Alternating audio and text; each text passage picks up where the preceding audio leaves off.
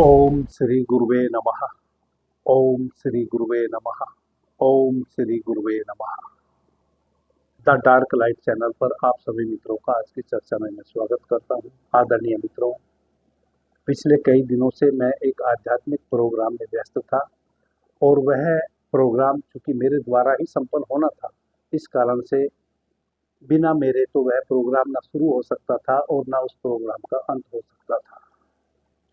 जैसा कि आप जानते हैं, बेंगलुरु कर्नाटका में मेरा एक त्रिदिवसीय कार्यक्रम था जो स्वर विज्ञान से संबंधित था।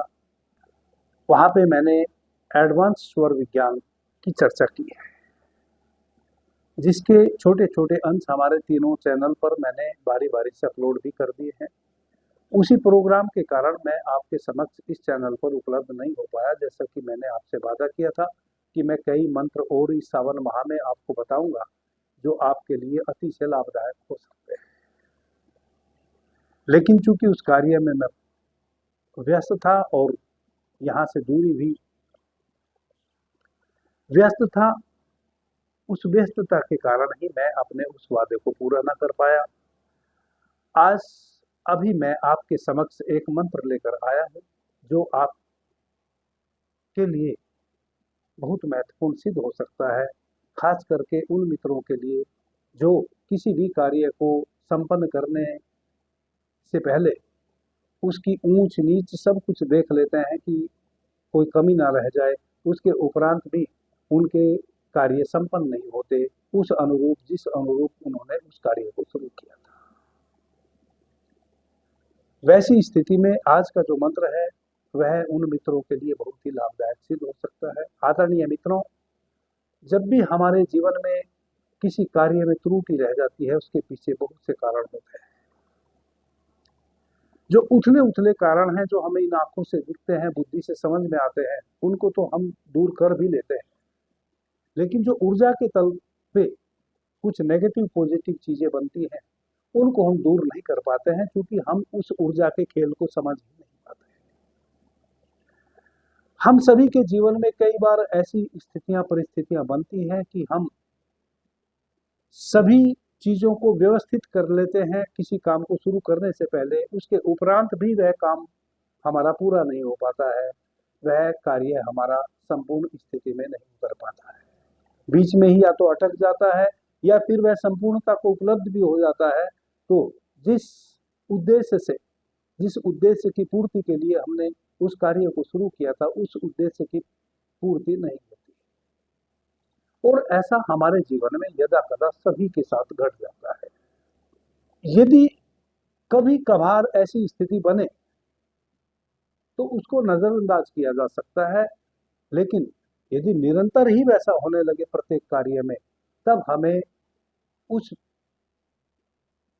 बाधा को समझना चाहिए क्या कारण है जो प्रत्येक कार्य ही हमारा निष्फल हो जा रहा है। जब बार बार कोई कार्य निष्फल होने लगे, इसका मतलब ऊर्जा के तल पे कुछ घट रहा है। अब ऊर्जा के तल पे क्या घट रहा है उसको यदि आप सूक्ष्मता से जानना चाहेंगे, तब तो आपको ध्यान साधना के गहरे अनुभवों से गुजरना पड़ेगा। लेकिन यह तो सभी मित्रों के लिए संभव नहीं है।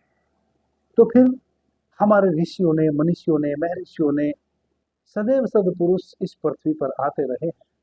मनुष्य के कल्याण के लिए नाना प्रकार की मंत्र, नाना प्रकार की विधाएं हमेशा मनुष्य को बताते रहे हैं, और उन विधाओं का उपयोग करके बहुत से मनुष्य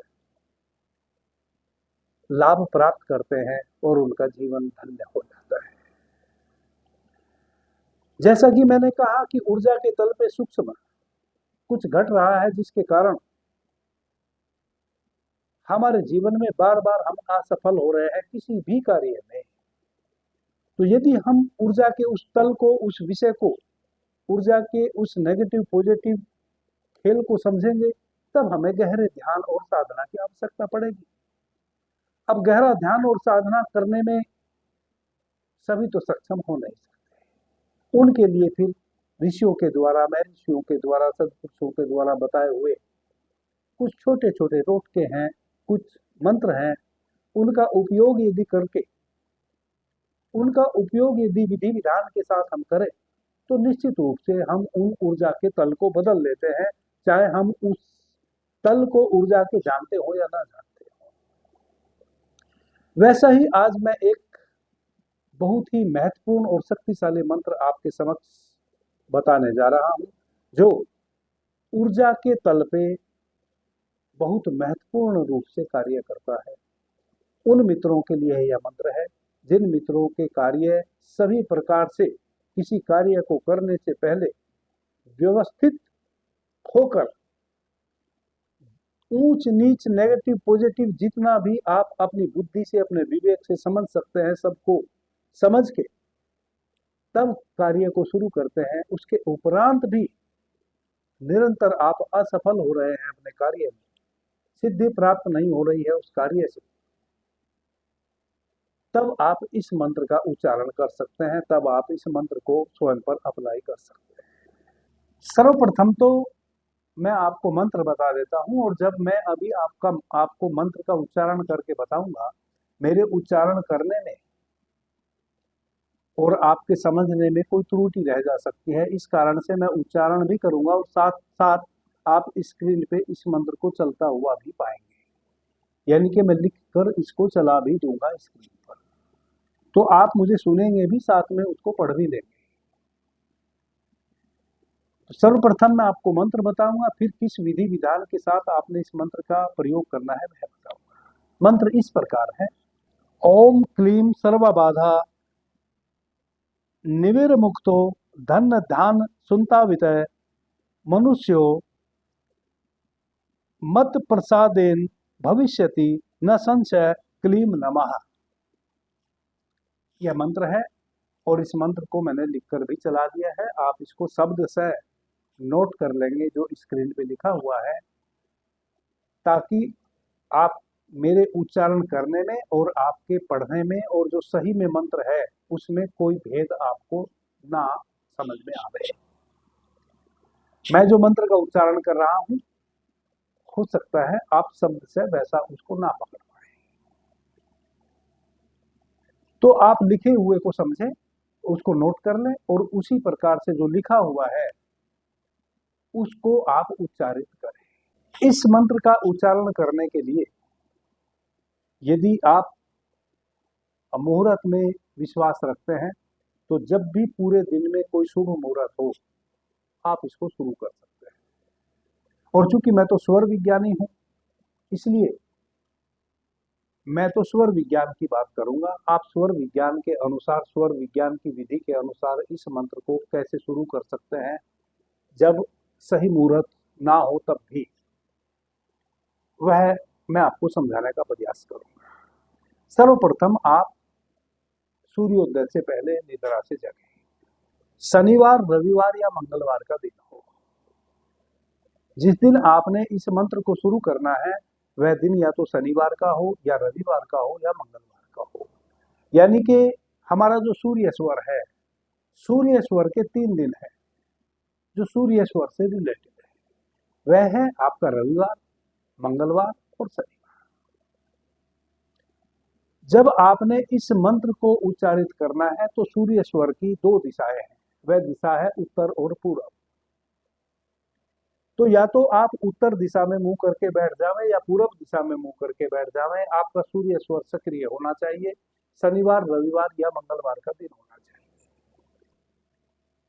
सुबह सूर्योदय से पहले आप स्नान इत्यादि कर लें। उत्तर या पूर्व दिशा सूर्य स्वर की है, तो या तो उत्तर दिशा में मुंह करके बैठ जाए या पूर्व दिशा में मुंह करके बैठ जाए।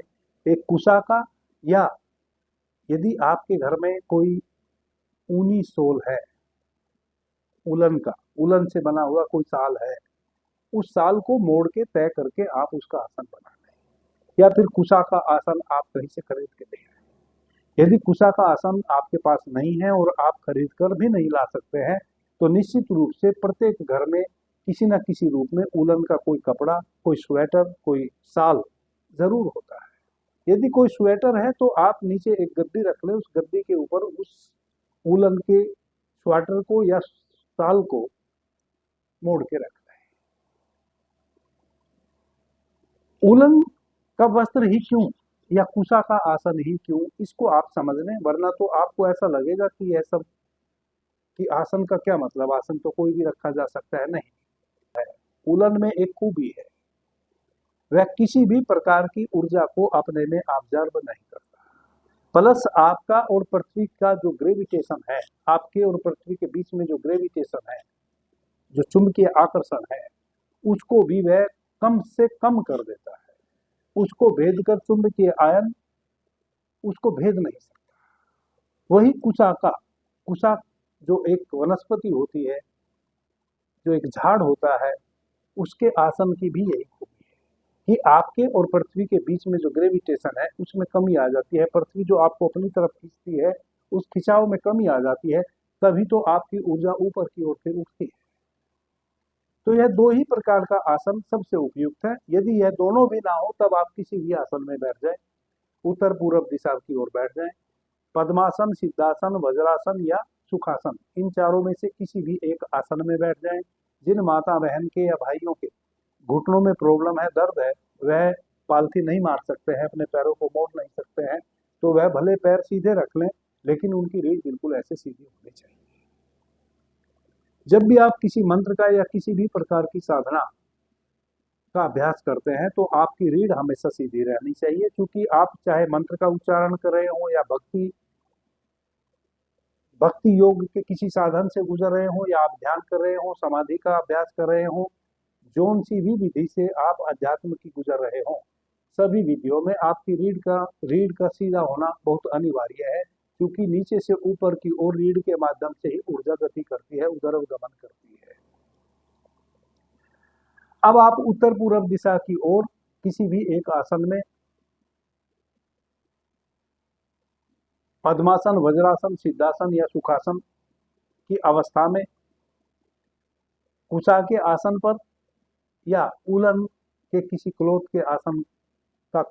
का आसन बना के उस पर आप विराजमान हो गए हैं। इस मंत्र का उच्चारण करें 108 टाइम।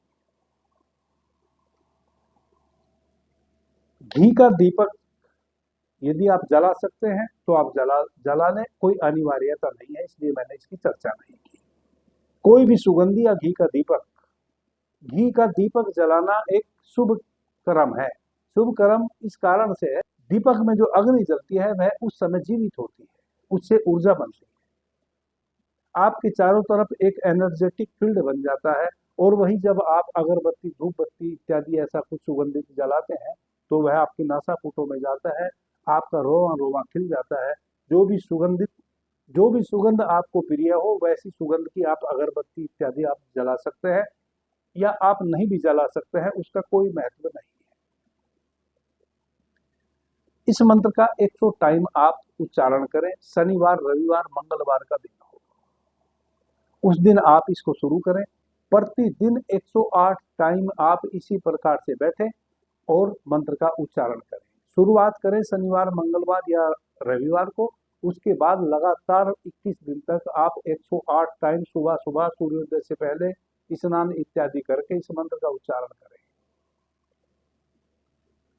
21 दिन जब आप इस मंत्र का उच्चारण कर लेंगे तो यह मंत्र आपकी श्वासों में सद जाएगा। यूं तो यह मंत्र सदा हुआ ही है, सिद्ध ही है, लेकिन यह आपकी श्वासों के रिदम में सिद्ध हो जाएगा। अब जब यह आपकी श्वासों के रिदम में सिद्ध हो जाए तब आपको क्या करना है, जीवन पर्यंत अब यह मंत्र आपके काम आने वाला है। जब भी कभी भी आप कोई भी कार्य शुरू करने जावें, 11 टाइम आप उत्तर या पूर्व दिशा में बैठ के इस मंत्र का उच्चारण करें और तब उस नए कार्य को शुरू करें।